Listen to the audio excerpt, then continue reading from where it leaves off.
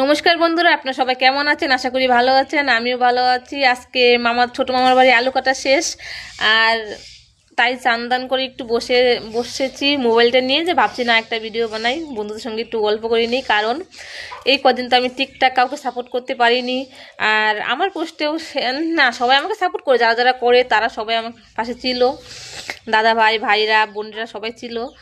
আর এইভাবেই আমার পাশে সবসময় থাকবেন, সাপোর্ট করবেন, আর আমিও আপনাদের সাপোর্ট করব, এইভাবে পাশে থাকবো। আর আমার ভিডিও যদি আপনাদের ভালো লাগে ঠিকই সাপোর্ট করবেন।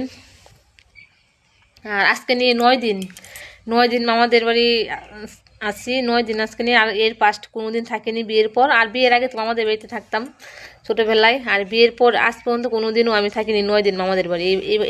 এটাই প্রথম। কালকে থেকে আবার বড় মামার বাড়ি আলু কাটা শুরু হবে, ছোটো মামার বাড়ি শেষ। তাই আজকে আমি এখনই দাঁড়াটা রেখে আসলাম, বললাম যে না যায় কাটিকা। মামি বলতেছে না আজকে রেস্ট নিয়ে তারপরে কর। আমি বলতেছি না আমি আজকে থেকে শুরু করবো।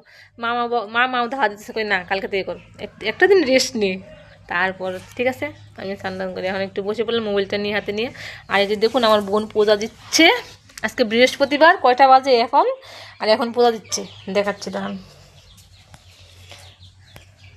ওলি বাবালি, পুজো দেওয়া হয়ে গেছে বুনু? হ্যাঁ। ওলি বাবালি, আগেই বলতেছে দিদি তুই আমাকে দেখাবি না, কিন্তু তুই আমাকে দেখাবি না দিদি।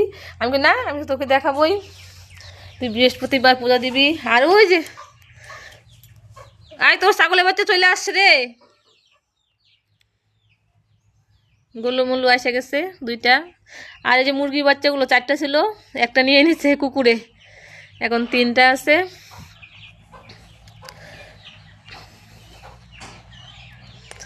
যাই হোক, অনেক কথা বললাম, অনেক গল্প করলাম। আমার ভিডিওটা যদি আপনাদের ভালো লাগে তাহলে লাইক কমেন্ট শেয়ার করবেন। সবাইকে নমস্কার, টাটা।